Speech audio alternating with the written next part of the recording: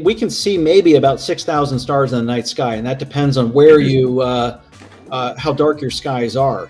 But there are trillions of galaxies in the observable known universe, and each galaxy has billions of stars. We can only see about 6,000 stars from our backyards.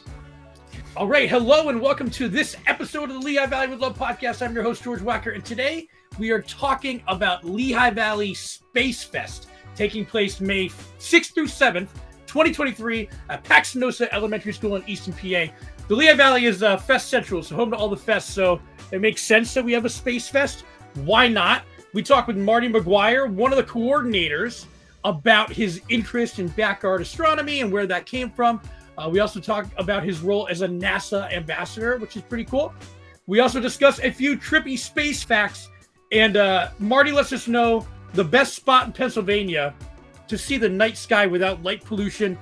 It's unfortunately a bit of a drive, but if you want to really see the night sky without, street lights and all that, it's something it's worth going to see, I would say.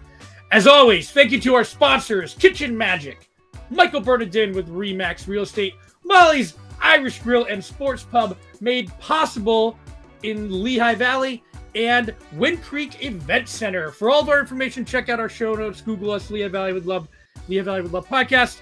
And let's hit it in outer space. All right, I'm excited for this one. We're going to talk about space today. It's something that I don't think we've done before on our podcast, but we have the opportunity to do it because Lehigh Valley Space Fest is coming up in May, I believe. There's so many fests all over the Lehigh Valley. We haven't seen a space-related one yet. So we brought on Marty McGuire, who is one of the, coordinators and founders of Lehigh Valley Space Fest, to talk more about backyard astronomy and then what you can look forward to at the fest. So Marty, first of all, thank you for taking a couple minutes out of your day to talk to us. Yeah, it's great to be here with you. Thanks.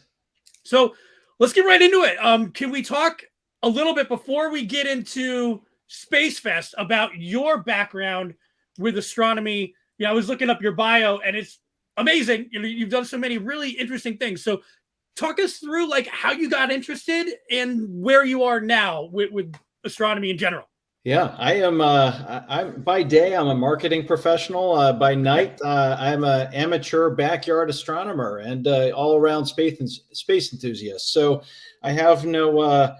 I'm not a scientist. I'm not an engineer. But my passion and love for everything up in the night sky has really fueled a lot of my interest in where I am now with outreach in my community. So I think, where it all started for me, I've been fascinated by NASA, space, and airplanes since I was a kid. But about 15 years ago, I got my first telescope and I happened to point at it. Okay, what's the brightest thing I can see in the night sky? Pointed it up there.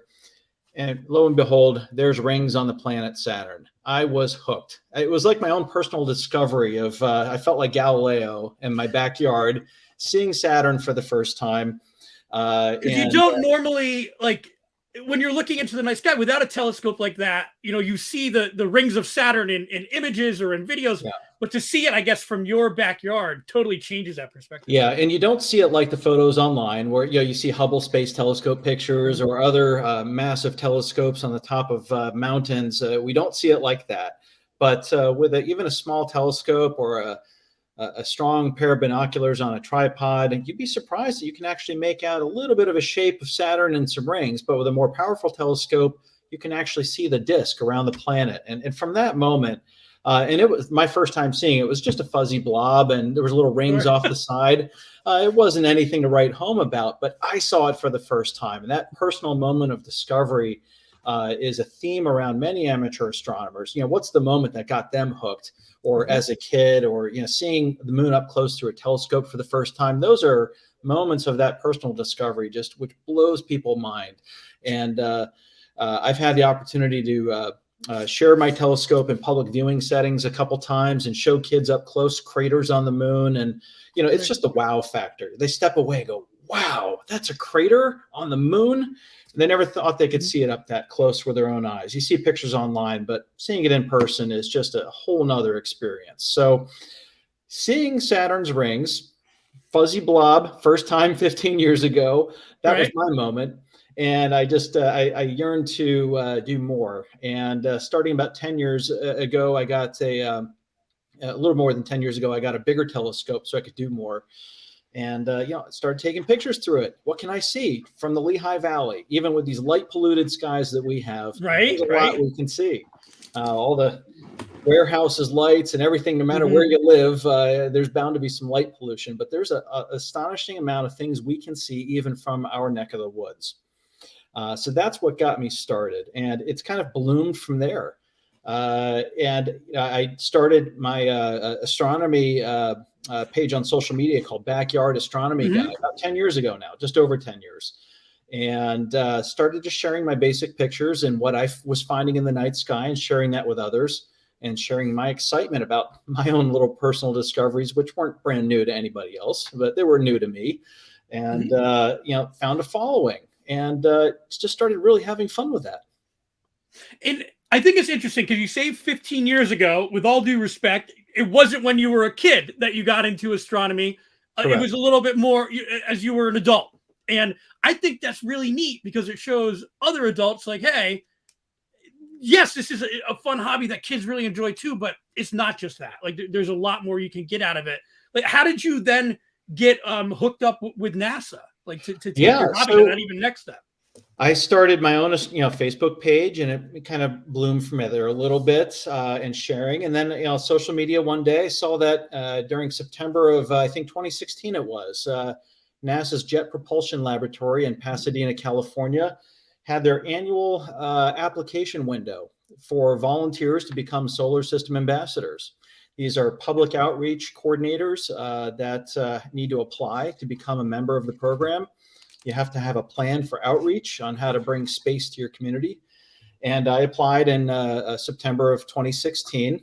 First year, I was rejected. My plan for No. outreach wasn't strong enough. It wasn't good enough. Okay. So I waited a whole year and was thinking the whole year, okay, I've got to get into this. I've got to do this. I love this. It's my passion.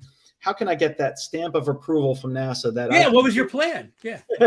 So I talked to other people online. I talked to some other ambassadors, got some ideas, and resubmitted my application.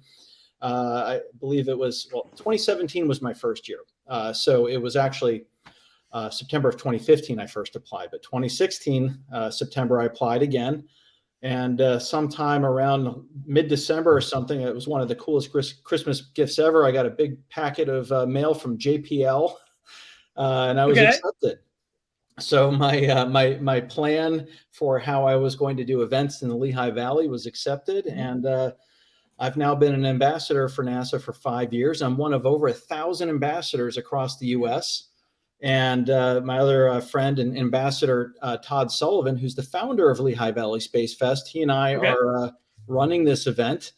We're bringing in another ambassador from Easton, another ambassador from Lancaster, our network of folks, plus other Mhm. organizations that are beginning to sign on. And, it's just becoming bigger and bigger. Our passion for this and bringing space to the community and talking about all these awesome missions that NASA is doing to all the planets in our solar system. It's mind blowing.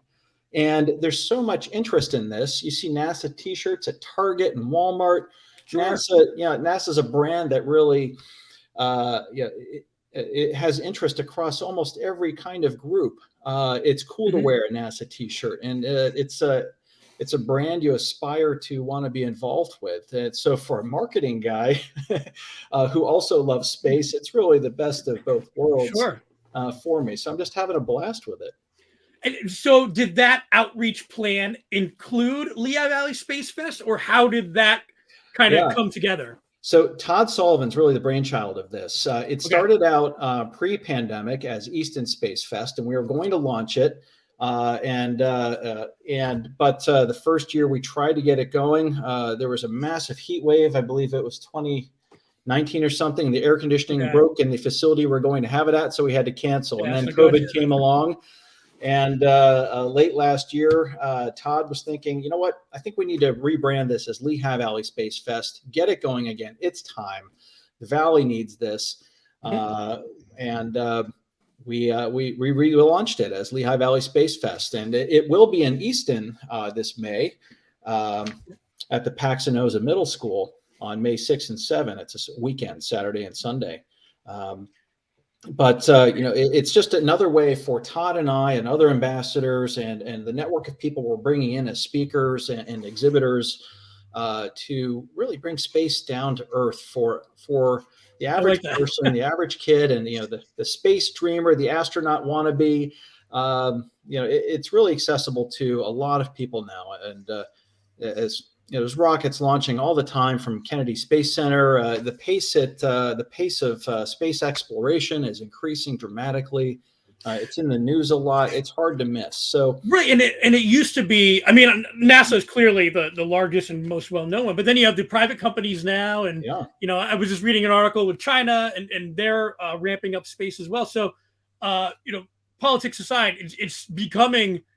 Not becoming. It's always been fascinating, and now it's just feeling that technology is just so much more readily available to get. Even private citizens are flying into space. It's so really in wild. the near future, it's becoming more accessible to potentially the masses. Right now, it's pretty limited to people with big pockets, deep pockets for private missions. But as we know.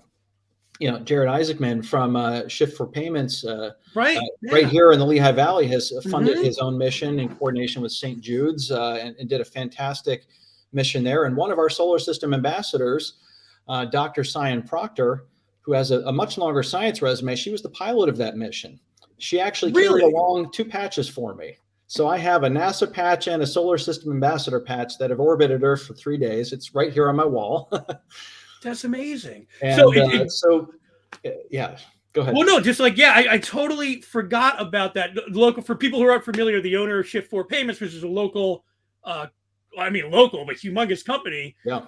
He was able to go into space, which is just crazy. For those of us who can't fly into space, though, what are some of those fun things that people can look forward to? And at Lehigh Valley Space Fest, it looks to me like that's for people of all ages, from kids up to. Yes.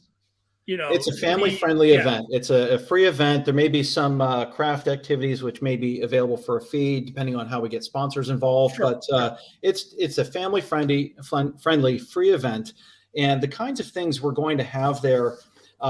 We're in the process of confirming additional attendees and presenters and speakers. So far, we have.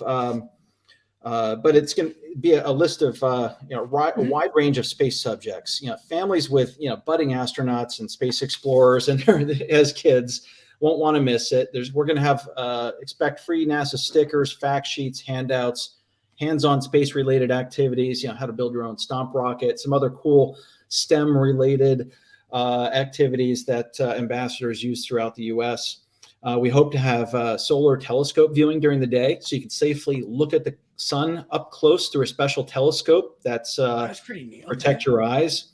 We are hoping to have some telescope demonstrations, how to learn about the night sky that you can see right here from the Lehigh Valley at different times of year, and how to, even if your family doesn't have a telescope, what are the kinds of things you can do, the kinds of free apps you can download to point at the night sky and see, what am I looking at? Hey, that's a planet, not a star.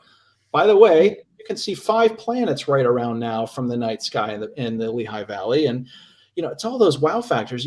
So many people look up and don't realize that's Mars, that's Jupiter, that's Saturn, that's Venus.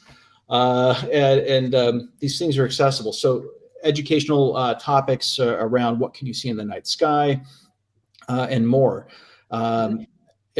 Dr. Josh Pepper, he's a program scientist for NASA's Astrophysics Division from NASA headquarters. He's actually on leave as a Lehigh professor for 2 years to work with headquarters at NASA. So he's going to talk about exoplanets. Those are planets around other stars. Okay. Planets around other stars way beyond our solar system, other stars, and he's an expert in that field and is going to bring a whole lot of great information about that. I'm planning to talk about Mars exploration with Mars rovers, life and science aboard the International Space Station. That's a great topic that families love. Videos of astronauts floating around the space station and how do they live and work on the station, and solar system exploration missions.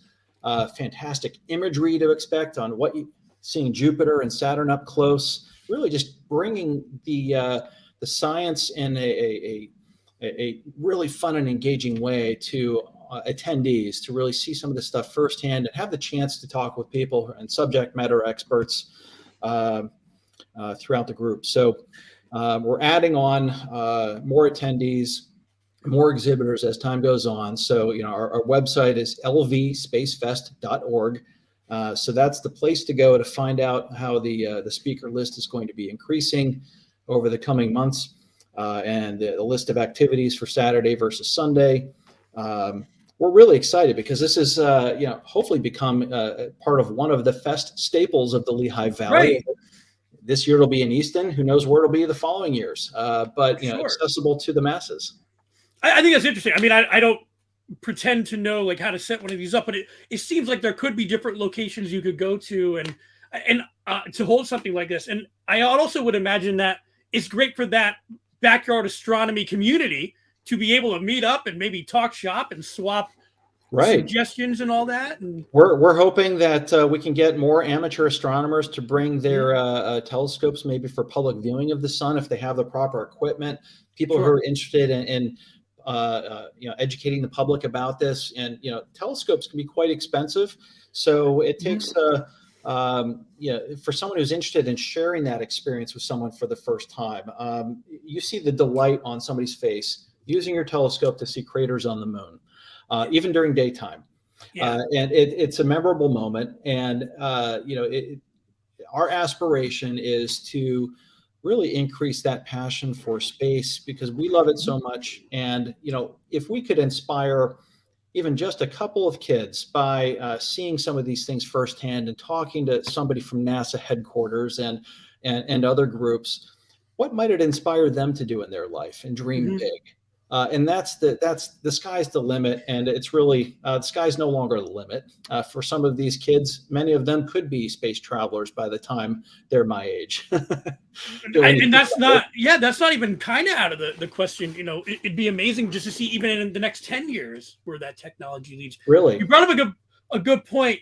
Well, one thing I wanted to say is, like, we walk my daughter to school every day, and kids love looking at the moon and all that. And you could see the moon during the day one time, and we were explaining to her how that happens, like the moon doesn't set and all that. And it is just one of those, I think, rites of passage that you go through with your children, talking about space in general. And that's been a big topic for us recently. In fact, we were shopping for a fellow classmate's birthday party at the store Five Below, where they have a lot of, cheaper items, but they're still fun. And there was a telescope there I saw last night for like $12, right? Clearly, you're not going to see the rings of Saturn that well. But that's even if that's like a good starting place for somebody. Can you talk about maybe some basic tips that somebody from a smaller telescope to a larger one could maybe could take? Some of with the accessibility of mobile phones now, there are a bunch of free astronomy apps.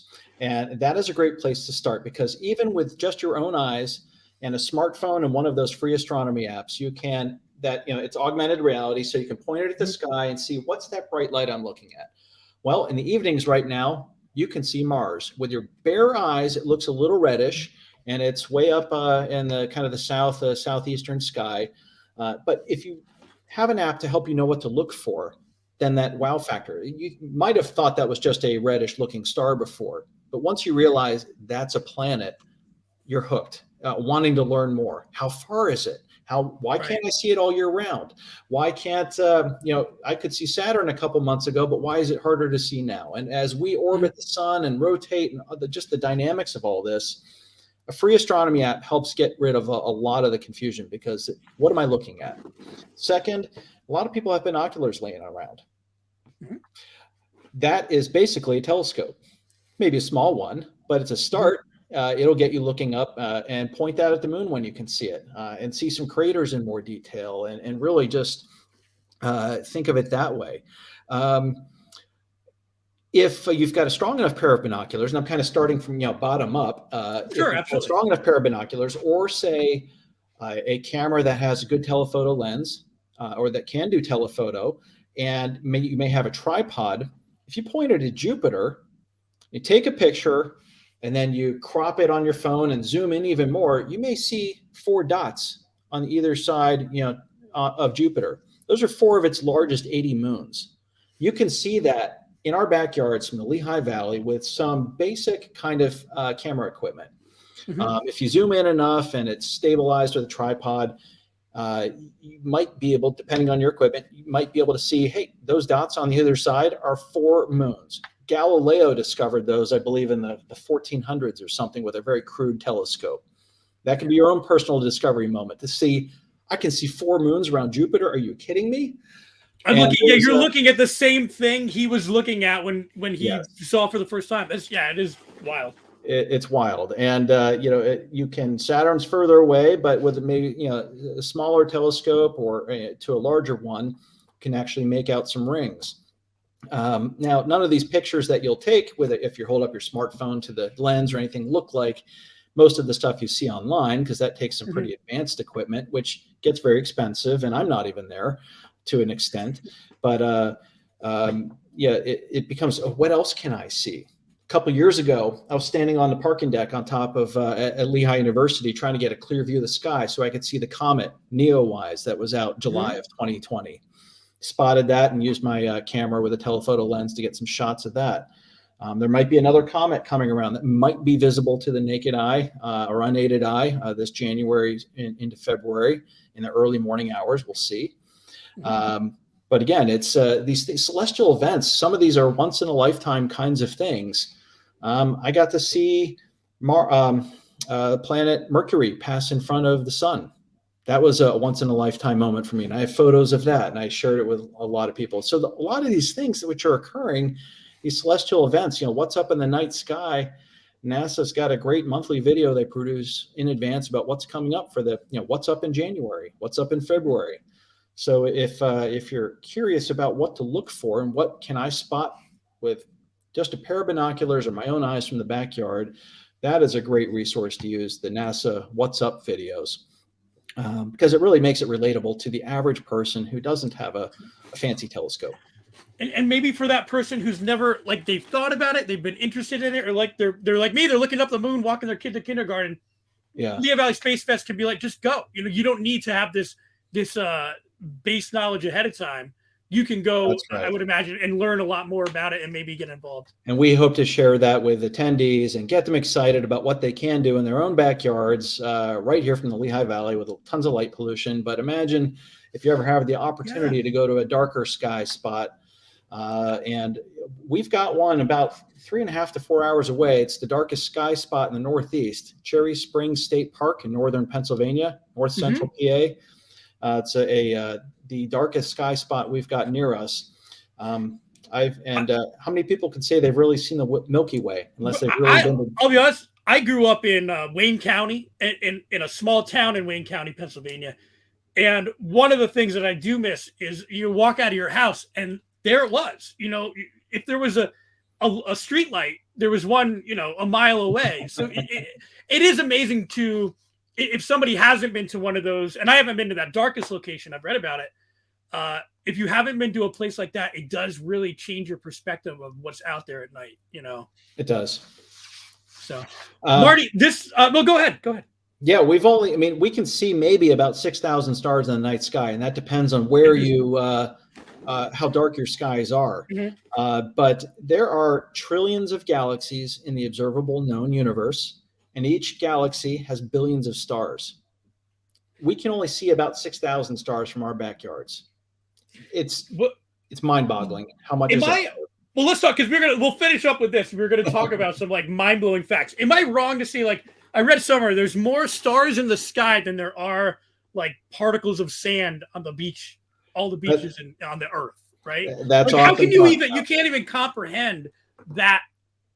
Our brains aren't made to understand that amount. That's right. There's so many zeros behind the number.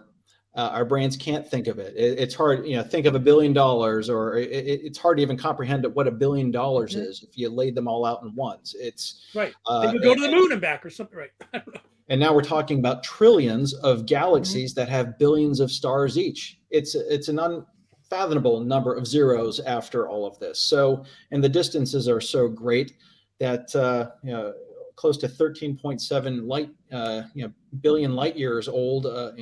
13.7 billion years old is about the estimated age of the universe, and the universe is expanding and all these crazy things. It's far larger than we'll never see or never visit. The majority. Our little bubble is tiny. Right. It's so fascinating, and then it's also, depending how you look at it, it's also terrifying. Like at the same time, it's just so large. You think about, is there life out there? There has to be, right? There's just like so much. I personally think that the universe is far too large, and out of all those billions of stars around trillions of galaxies, it's now known that most stars probably have at least multiple planets around them. Mm-hmm. So to think that we're the only thing out there, as quoted by the movie Contact, it'd be an awful waste of space. Right. Something to that effect. So, again, I want to thank you so much. I'm really looking forward to it, but let's recap with the dates and times again so that people can find out more information about it. So, of course, you want to look at LV Space Fest on Facebook, Instagram, Twitter, lvspacefest.org to get all the information, or even if you want to sponsor it. I know there are sponsorship opportunities, so you can reach out to you guys. And it is Saturday and Sunday, May 6th through 7th at Paxinosa. I have elementary school. Either way, Paxinosa School in Easton on Sunday, May 6th and 7th. So you have time to get ready and plan for it. But I think we're going to come out. Like it's something that during the pandemic, we spent a lot more time in our own backyard than we did, previously. And it's something that's really fascinating and it's fun to share with other people. So, I'm really looking forward to it. And that's why I reached out to you, because I love, it just seemed like such a fun, it makes sense. Like, why doesn't Lehigh Valley have a space fest? Well, now we do. And I'm glad that we do. So. All right. Well, Marty, I appreciate it. And also to your co-founder, Todd, as well, who co-founded with Lehigh Valley Space Fest. We want to thank him as well. And we look forward to seeing you out there. And I just want to thank our sponsors, Kitchen Magic, Michael Bernardin with Remax, Molly's Irish Grill, and Sports Pub.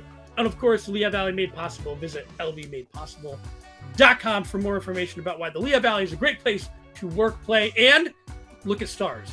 Oh, definitely. Marty, thank you again. Thank you.